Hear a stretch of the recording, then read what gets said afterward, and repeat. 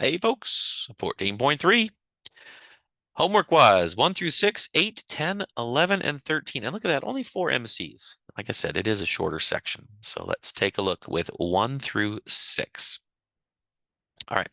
In the following figures, describe a sequence of isometries followed by a dilation. So the larger triangle is the final image of the smaller one. You can have multiple ways to do this. There's not just one. You could rotate in a certain direction about a certain point. But as you do this in the homework, make sure you give your point a name so that you can say, I want to rotate. I'm going to go ahead and put this as A, B, and C.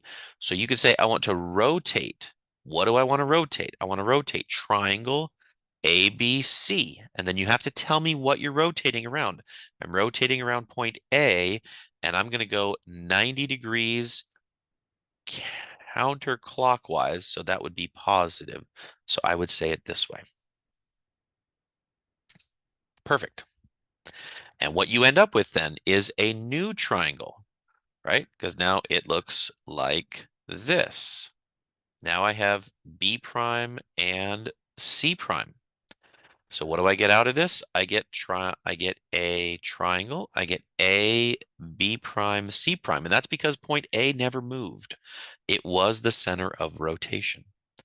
So you could say I rotate first, then you do a size transformation. And in this case, what is it? Looks like it's 2 to 1.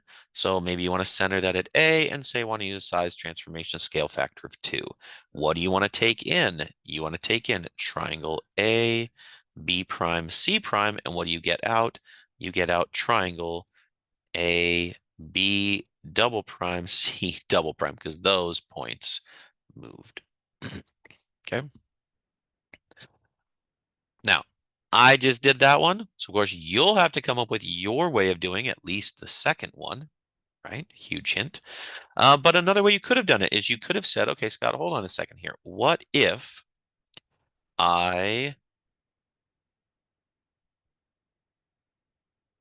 yeah, you could do a couple reflections if you wanted to.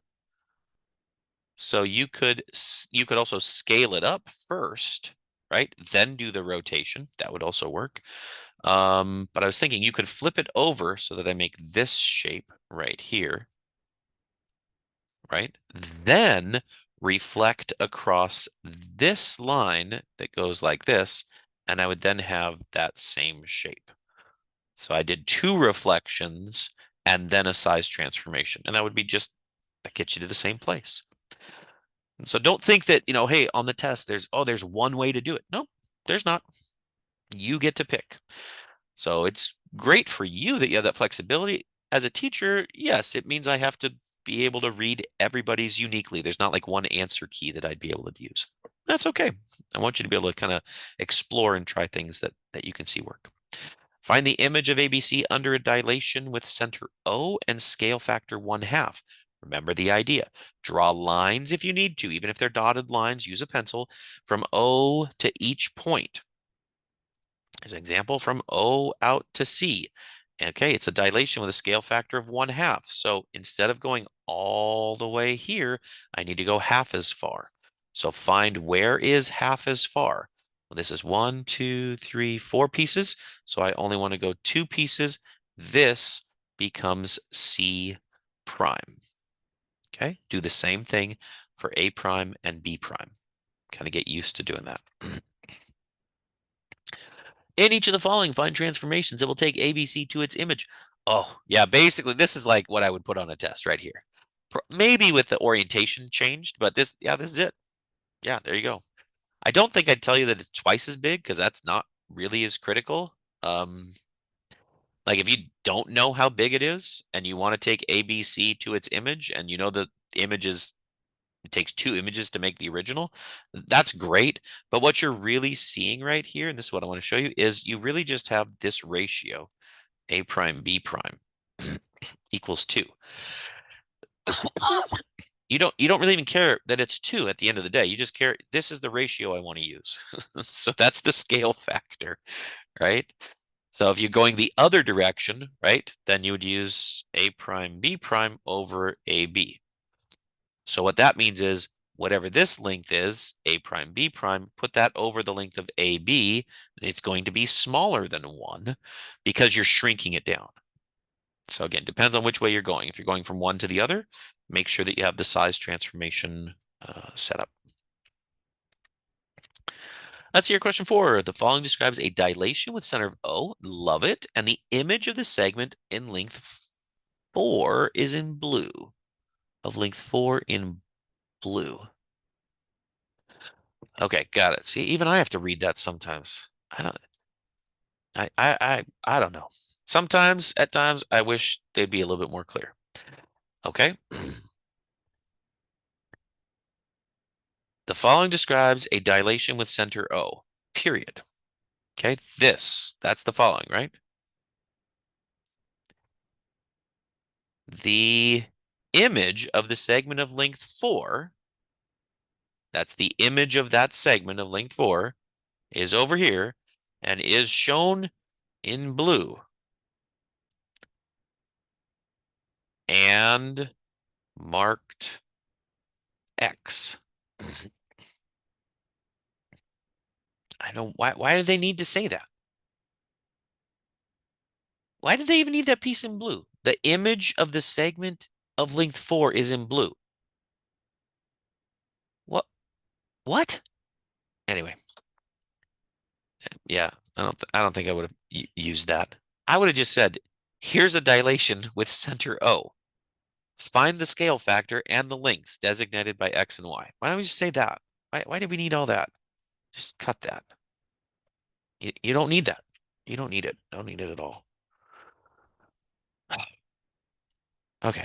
I'm breathing again. I'm good. It's all good. Everything's good. Question 5. The following describes a dilation with center O and image in blue. Okay. I guess that's fine. So here they're telling me at least the image is in blue. So anyway, I feel like they made that triangle one way more complicated, and it's basically the same kind of thing as this. So find the scale factor and the lengths designated by X and Y. Now, X and Y are kind of these smaller pieces instead of the bigger pieces in the previous one. What did I say, through 7? 1 through 6. Okay, so 6 is the last one. Find the coordinates of these images under the following transformations. A dilation followed by a translation. Now remember, if they give you a slide arrow, right? If they give you a slide arrow, what they're saying is the X coordinate 2 goes to 3. So X goes to X plus 1. And if 1 goes to 4 in the Y, then the Y coordinate goes to Y plus 3. So they're describing it to you, but they're doing it in kind of a very quick way, is what they're saying. And take a look. You're going to have two things. You're going to have, I like this question. The reason I assigned this question, I'll tell you, is because here you have a dilation followed by a translation. Then you have the translation followed by the dilation. And your goal is to see, does it matter which order I do things in? Can I just dilate and then translate? Or do I need to translate and then dilate? Does it matter? And I think that's really important as you start looking at these, especially if you have student work coming in, you'd be able to identify, hey, doesn't matter which order you do it in.